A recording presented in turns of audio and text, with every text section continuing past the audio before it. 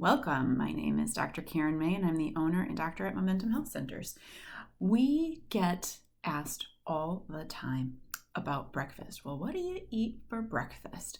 That seems to be people's biggest issue. They can figure out lunch and dinner anti-inflammatory, but we are so ingrained as Americans to eat sweet. We eat dessert. So pancakes and waffles and cinnamon rolls and all of that type of stuff.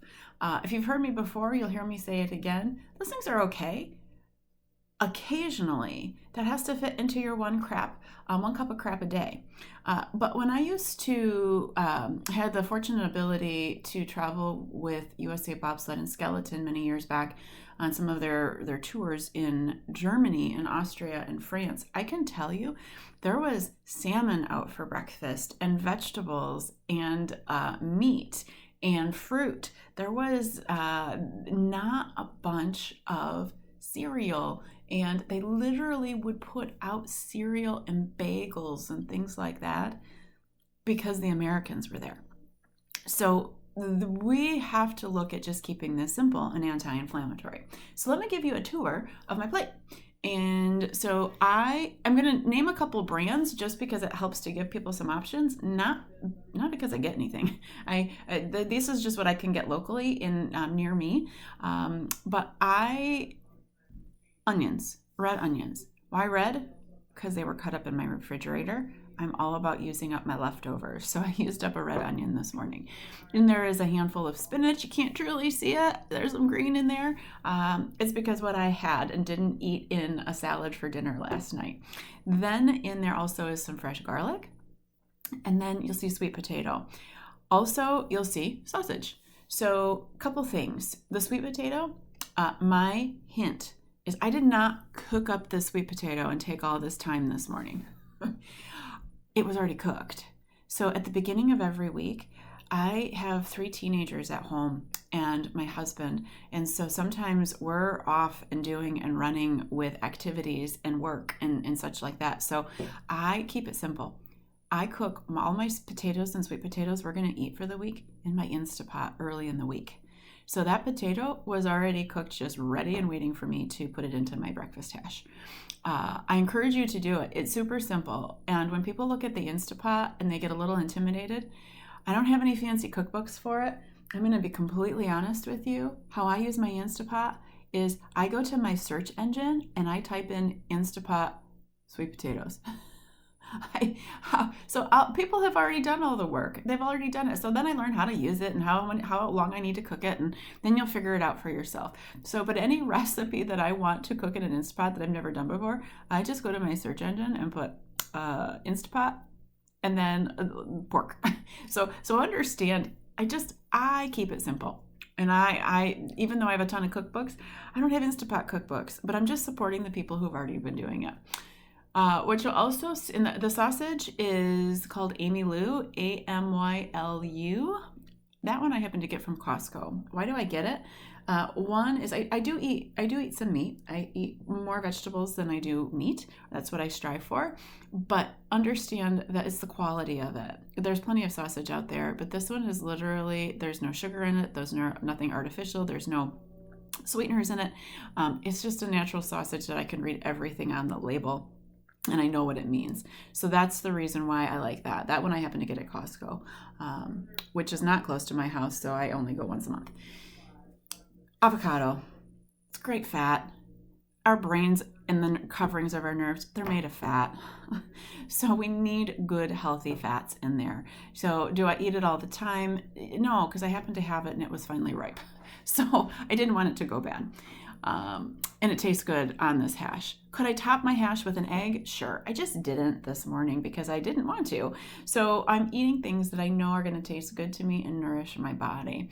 And then you can see a half an apple. So that one happens to be, we have a great orchard just up the road from our house. And so I support them, and they're actually organic. So I was able to get a great apple. So I am a coffee drinker.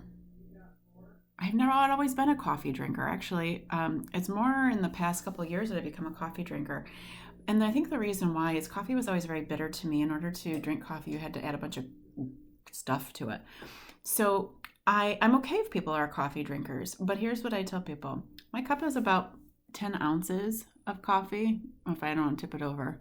Um, and what's my coffee, again, brand wise, what do? My husband likes to get a brand called Four, like the number Sigmatic. And he has his particular reasons, but the reason why I like it is it uses fair trade coffee and it's single origin. So what does that mean? Single origin means it comes from one place. So the beans are coming from Honduras, Peru, Colombia, Sumatra. There's understand that there's plenty of places around this world that raise coffee. Every bean has a little bit different flavor. Find one you like. But fair trade is super important to me. What does that mean? It means the people who are growing them, doing the work, and paying their workers are paid a fair wage. So it means that it's not slave labor for you to enjoy a cup of coffee. So that is super important to me. And then you can literally go to Aldi and buy organic, single source fair trade coffee.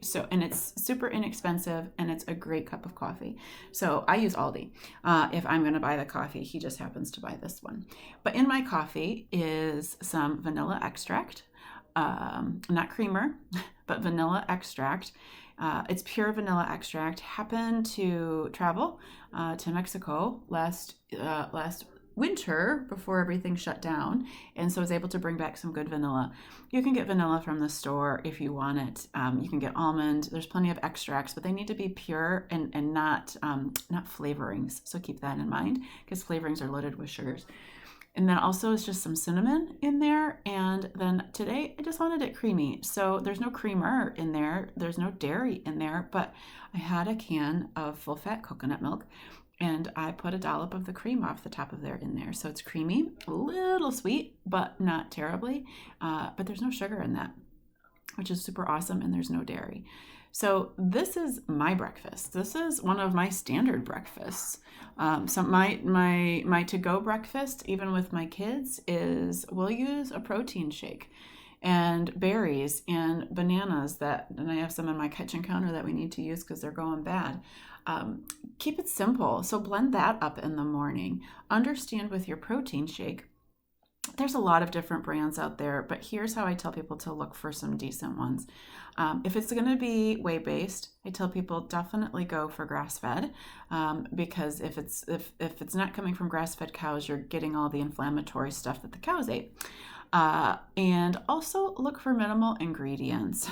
So they may have lots of amino acid profiles and things like that on there, but there should never be powdered creamer in there, which is flammable. There should never be sucralose, which is an artificial sweetener, which we have talked about because that kills nerves. There should never be in there acylphenamine K, aspartame.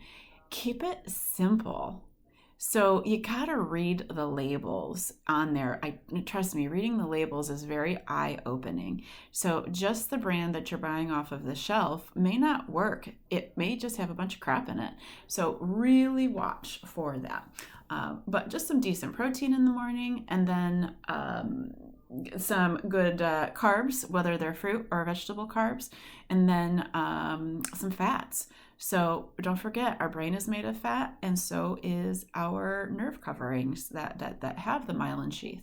So you need to go back to the plate example, find it, search for it. It's on, in our Facebook page. We have it in there. That's how you should eat. Anti-inflammatory, very satisfying, very fulfilling and filling, and start your day and your body will heal and repair. So don't think of breakfast as dessert. Keep it simple. Don't drink 20 ounces, 40 ounces of coffee a day. Drink 8 to 10 to 12 ounces a day, and that will be enough. After that, you're dehydrating yourself and need more water. Keep it simple. Find ways that you can make something like this in a matter of 5 minutes like I did this morning, so that way you're not in the kitchen all the time. I love cooking, but I don't want to be in there all the time. I have plenty of other things I enjoy in life besides cooking, so find ways to work with it. Thank you so much for joining us, and I'd love to see what you're eating for breakfast and how creative you've been. So post those pictures. We'll talk soon. Bye-bye.